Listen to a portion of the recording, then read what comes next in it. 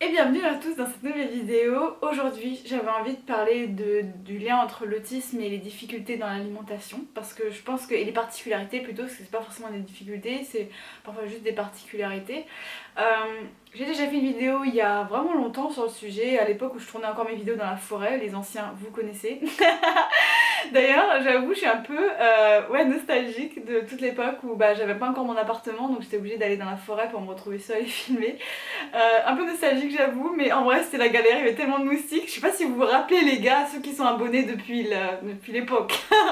Vous vous rappelez? Si vous vous rappelez, mettez un like, mettez un pouce en l'air. Bref, j'avais fait une vidéo sur l'alimentation et j'aimerais en refaire une parce que voilà, j'aimerais faire une vidéo un peu plus complète, un petit peu plus aussi claire, et voilà, parce que maintenant ça fait un moment aussi que je m'intéresse au sujet, donc j'ai plus de connaissances aussi à ce niveau-là.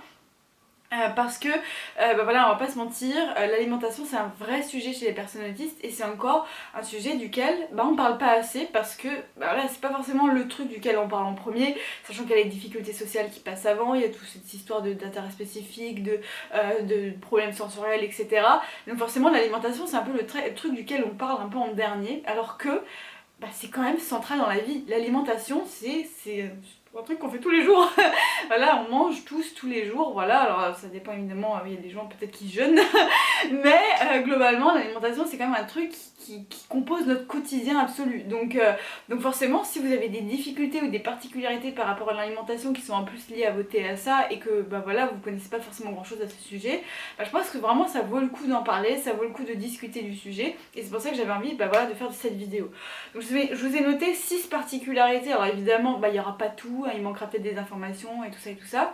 Et d'ailleurs n'hésitez pas dans le groupe Facebook à me faire vos retours, c'est déjà arrivé qu'on me dise que voilà, je dise des erreurs dans certaines de mes vidéos. Évidemment restez bienveillants quand vous me le demandez, sinon voilà, sinon ça sert à strictement à rien. Mais voilà, c'est déjà arrivé que je supprime une vidéo suite voilà, à des remarques voilà, par rapport à des choses qui seraient pas forcément adéquates dans mes vidéos. Enfin, adéquate, non c'est pas le mot que je cherchais, précise ou juste, ou enfin bref, vous avez compris.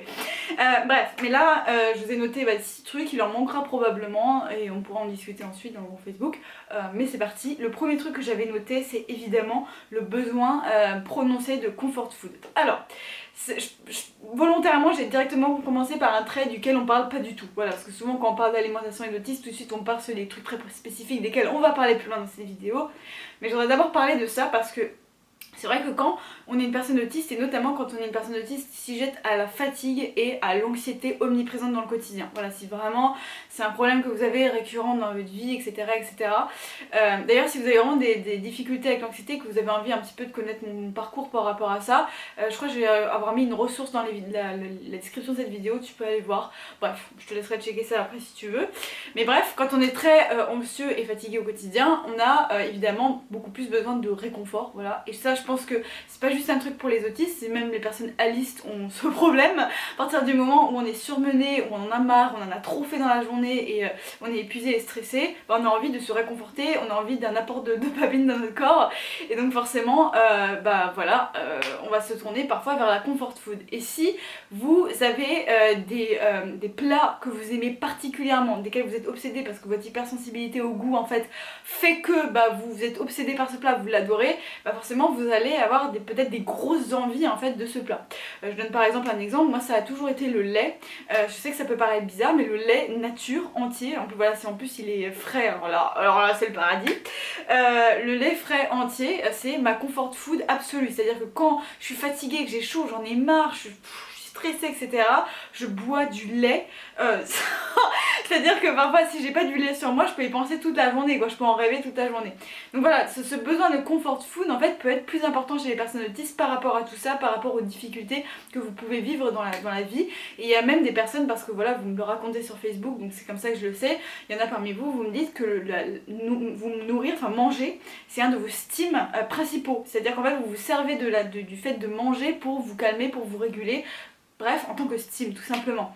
Donc ça peut évidemment aussi apporter des complications par rapport à ça. Moi, voilà, heureusement dans mon cas du lait, voilà, ça me pose pas de problème, ça me fout pas mon alimentation à l'air, ça me pose pas de problème de santé ou quoi. Mais ça peut aussi ça peut aussi en provoquer si vraiment vous avez des grosses envies, des grosses fringales d'un certain type de nourriture. Voilà, donc ça c'était le premier truc. Ensuite, deuxième truc que j'avais noté, la difficulté à ressentir la faim ou la soif. Voilà. Alors ça c'est pareil, il y a beaucoup de personnes autistes, pas toutes évidemment, mais beaucoup de personnes autistes qui ont des difficultés à se rendre compte quand elles ont faim, à se rendre compte quand par exemple aussi quand elles ont froid ou chaud, hein, ça peut être aussi ça. On peut avoir l'hyposensibilité et l'hypersensibilité, les deux sont possibles. Moi par exemple je suis hypersensible, par exemple si dès que j'ai un peu faim, je vais vraiment le sentir fois 1000. Moi au lycée tout le monde se foutait de ma gueule parce que je passais mon temps à manger des barres de céréales, mais parce que j'avais la phobie d'avoir faim en cours. Je déteste la sensation d'avoir faim. J'ai l'impression que je sais pas, je sais même pas comment le décrire avec des mots. En fait, j'ai l'impression que je me décompose quand j'ai faim. J'ai vraiment horreur d'avoir faim parce que je le sens beaucoup trop. J'arrive pas à passer outre en fait. J'arrive pas à passer outre. Mais aussi, il y a des gens voilà, qui ressentent. Enfin, ont du mal à ressentir leur corps tout simplement et donc vont avoir du mal à se rendre compte quand ils ont faim ou soif. Donc ça peut être déjà pour juste la perception qu'on peut avoir de son corps, mais il y a aussi le fait que par exemple si vous êtes occupé dans une tâche et que vous avez du mal à transitionner d'une tâche à l'autre ou que vous êtes vraiment à fond dans votre passion, dans votre intérêt spécifique, etc. vous pouvez être tellement à fond que vous en oubliez de manger, que le temps passe comme ça et que vous êtes dans vos livres ou vos vidéos ou je sais pas ce que vous consultez en rapport avec votre intérêt spécifique, voilà. Du coup bah voilà, tout simplement vous oubliez de vous nourrir, de vous alimenter, de boire, etc., etc. Donc pour certaines personnes, voilà, une personne autistes, ça peut vraiment être une bonne idée, encore une fois, d'avoir des alarmes, d'avoir un téléphone peut-être qui vous dit à votre place quand vous devez manger, parce qu'autrement vous le faites pas forcément. Mais oui, voilà, donc ça c'est beaucoup de choses en fait qui sont, voilà, qui ont un rapport avec la perception en fait qu'on a de la faim et de la soif, qui peuvent ensuite mener à des habitudes d'alimentation qui sont atypiques et qui sont surtout très fréquentes chez les personnes autistes. Voilà. Ensuite j'avais noté en troisième point la difficulté de manger avec d'autres gens, voilà. Parce que manger, c'est surtout en France, voilà, si vous habitez en France, c'est quand même un truc très social. Quand vous vous retrouvez en famille autour d'un repas, que tout simplement vous, voilà, à midi vous mangez avec votre copain ou votre copine ou avec vos enfants ou j'en sais rien, bah, c'est un truc social, quoi, c'est un truc social. Et pour certaines personnes autistes, ça peut vraiment être très très compliqué, voilà, de manger avec d'autres. Alors c'est pas forcément le fait de performer socialement, parce que, bah, effectivement, vous devez faire deux choses en même temps, vous devez manger, et en même temps vous devez interagir avec les gens autour de vous, et en plus si vous avez beaucoup de mal à décoder les codes sociaux, à faire du small talk, à ce genre de choses, c'est difficile pour vous, vous devez faire vraiment deux grosses tâches en même temps, c'est très compliqué, voilà. Mais il n'y a pas seulement ça, il n'y a pas seulement l'aspect social, il y a aussi l'aspect sensoriel. Parce que par exemple, je donne un exemple typique, si vous êtes très sensible au bruit de mastication, que les gens qui mastiquent des aliments, ça vous répugne au plus haut point et que vous pouvez absolument pas supporter ce son parce que vous êtes hyper sensible au son de mastication, ou que par exemple il y a des odeurs que vous pouvez pas supporter, par exemple quand votre oncle il sort le fromage qu'il adore et que vous pouvez absolument pas supporter ça, et que bah voilà, c'est pas approprié socialement de quitter la table parce que quelqu'un a sorti le fromage donc t'es obligé de rester, enfin bref, ça peut aussi être compliqué, voilà, à ce point de vue là.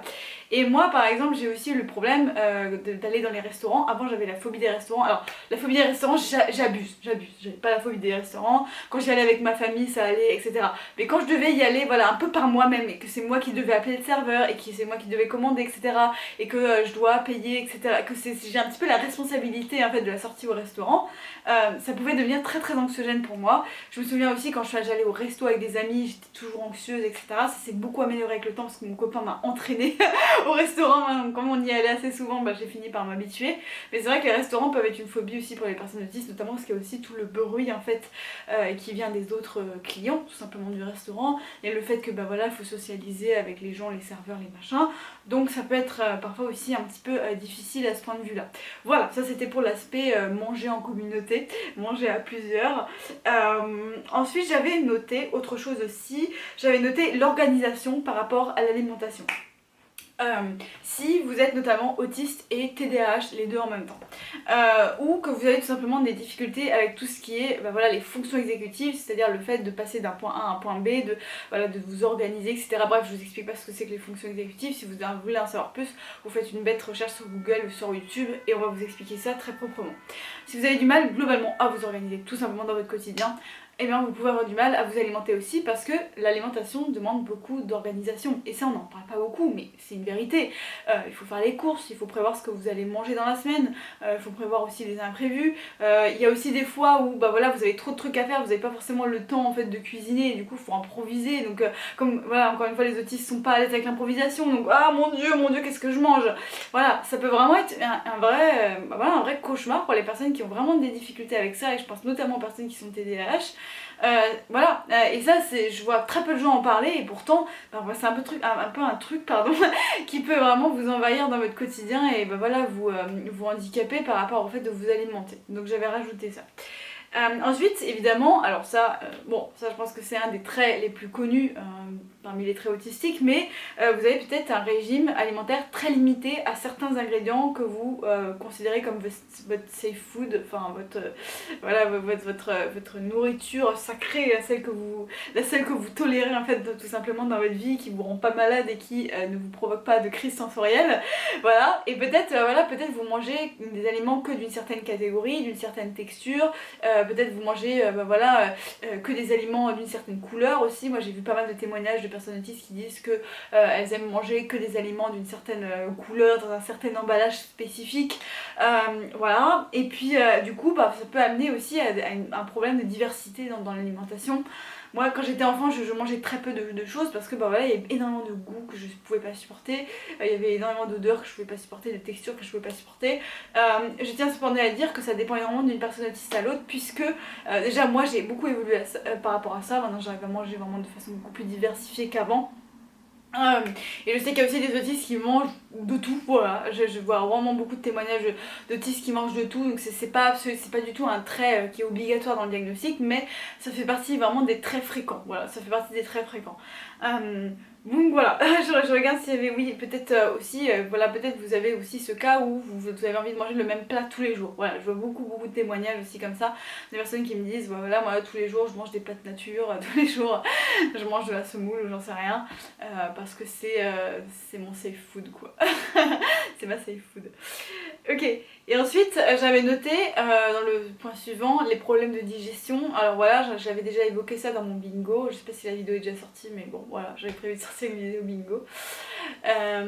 Et évidemment oui, la digestion c'est un grand sujet parce que ils ont fait des tas et des tas d'études maintenant qui démontrent à quel point les autistes ont beaucoup plus de chances de développer des maladies, des troubles digestifs, hein, tout simplement, des difficultés de digestion, de transit, etc.